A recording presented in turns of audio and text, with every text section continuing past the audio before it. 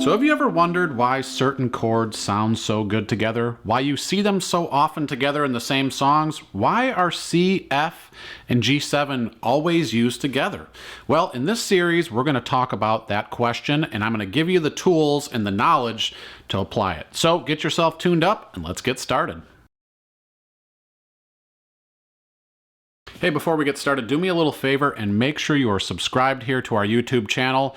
Click that alert bell so you know when the next video is coming your way, and hop over to allforuke.com where I have PDFs, worksheets, and practice tracks all for you to get better at playing the uke. So before we learn why chords sound good together, we need to go back to the foundation of everything, which is the major scale.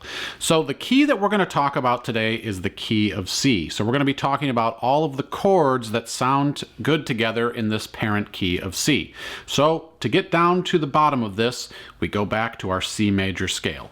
So the C major scale, if we play this on the uke, we start with our open C string, which gives us a C note. And then we go up a whole step to the D note, which is on the second fret of the C string. And then we move to the E note, which is our open E string. And we go up a half step from there, which is an F note on the first fret of the E string.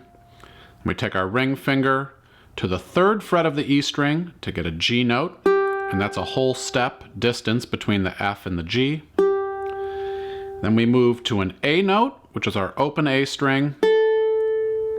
And then we move to the second fret, which is another whole step, to the B note. And then we end with a C note again here, which looks pretty familiar to you because it's the C chord. All right, so now that we've went through the major scale, we know the notes that are within the key of C, but how do we translate that to chords? Well, let me tell you about this formula. So this is a formula that you might want to memorize, or you can take it from the key chord chart that I have available at allforuke.com. So the chord formula that we're going to go through here is, our first one is major. So when we play a C chord or a C note, that becomes a major chord. The second chord of the formula is a minor chord. So our second chord, or our number 2 chord, is a minor chord. Our 3 chord is also going to be a minor chord. Our 4th and 5th chords are both major. Our 6th chord is minor. And our 7th chord is diminished. So I don't really have a good acronym to help memorize those, but what I always kind of just do is say major, minor, minor, major, major, minor, diminished. So if you can kind of come up with something to help you remember that, that would be helpful, but I always kind of just refer to my chord chart, so that helps me kind of get through it. So let's kind of take a look at this now. So we know that our first note of the key of C is C, and we know that we use a major, so that means that our number 1 chord, or you'll see the Roman numeral 1, is a C chord. Our second chord, because we've applied the minor to that, is D minor. Our third chord is also minor, so we know that we have an E note, so we apply the formula and we know that E becomes E minor. Our 4 and 5 chords are both going to be major, so we have an F note and a G note from the major scale. That tells us that our F chord is going to be a major, and our G chord is going to be a major. And now our 6th chord, which is also called the relative minor chord, is going to be using the A note, and we apply the formula minor to that, so that becomes an A minor. And then our 7th chord is a diminished chord, and we apply that to the note B, and we have B diminished. So walking through these chords now, take a listen as I just go from C to B, and you'll kind of hear that all of these chords, you're going to feel this ascending lift, but they all sound nice together. So we have C, D minor, E minor, F, G, A minor, B diminished, and and C. And that all came from going through do, re, mi, fa, sol, la, ti, do from the major scale.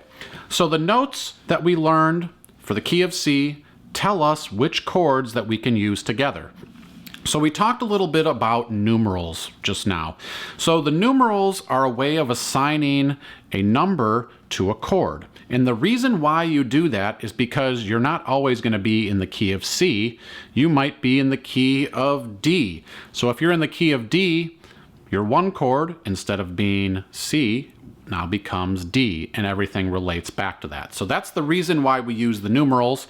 So you could take any chord progression numerically and apply it to any key. Doesn't matter what the key is, the formula would still be 1 to 4 and 1 to 5, and that's how chord progressions are put together.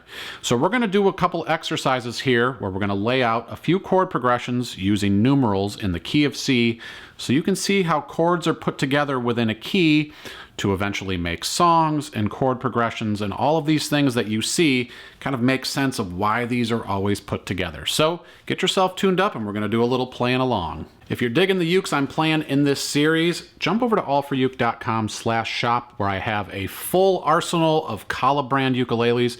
If you buy a Kala uke, you're supporting All for Uke, and I really appreciate it.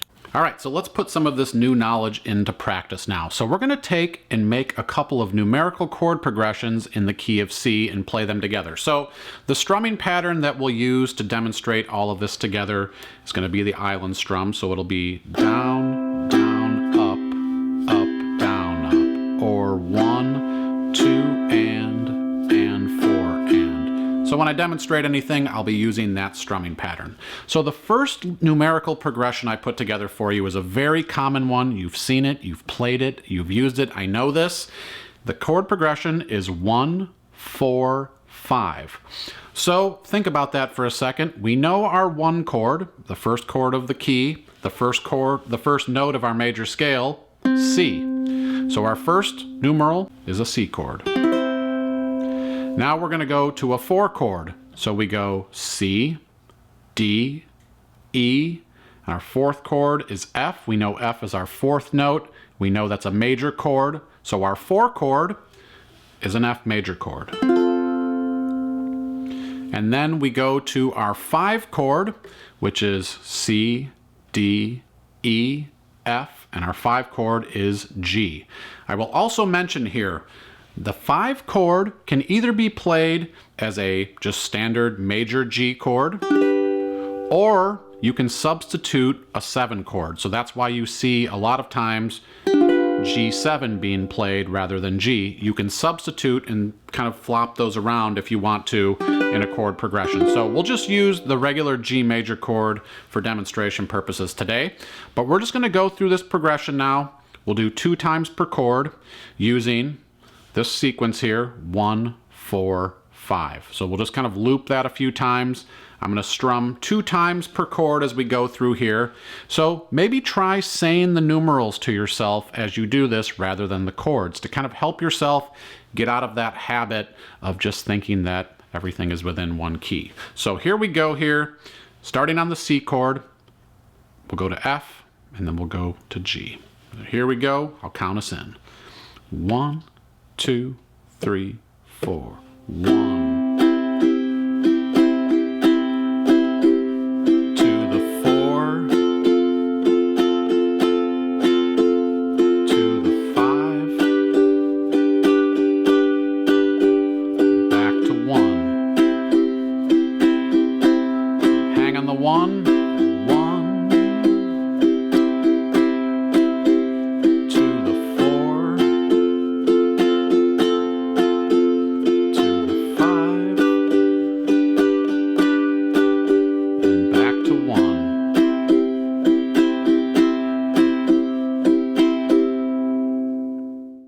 Progression number 2 here for you. So another common numerical progression that we see in music is the 2, 6, 5, 1 progression. So the 2 chord in our key, we start at C, we have 1, our 2 is D, and we know that's a minor chord, so our 2 chord is going to be D minor. And then we have a 6 chord, so we go C, D, E, F, G. Our sixth chord is A. We know that's a minor chord, so our sixth is going to be A minor. Our 5 chord, if we count back from the 6th chord, which is A, we go back 1 and we have the G chord. So our G chord will be our 5 chord. We could also substitute a dominant 7 for that one if you want. And then we go back to our 1 chord, which we know is C because we're in the key of C. So our progression we'll do here, same strumming pattern, will be 2 times on D minor, 2 times on A minor, 2 times on G, and then end with 2 times on C.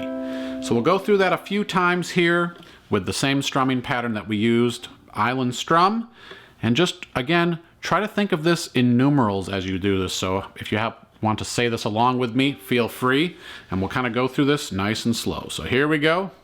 1, 2, 3, 4, 2, 6, to the 5, to the 1. We're back at the home. Going back to the 2 chord. To the 6 chord. Lift into the major. And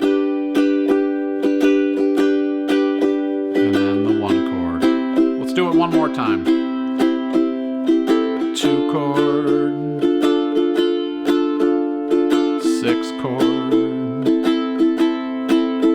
major 5, and we end at home on the 1 chord.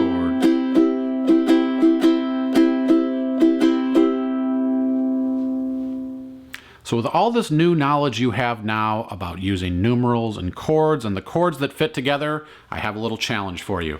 So in the comments below, I challenge you to put your own chord progression together using numerals and the chords that are associated with those numerals. Share those with the community and I'll check them out, and maybe I'll play one of them in our next video so you guys can kind of see how one of these chord progressions is put together. I thank you so much for joining me today. My name's Kevin, and I'll see you next time.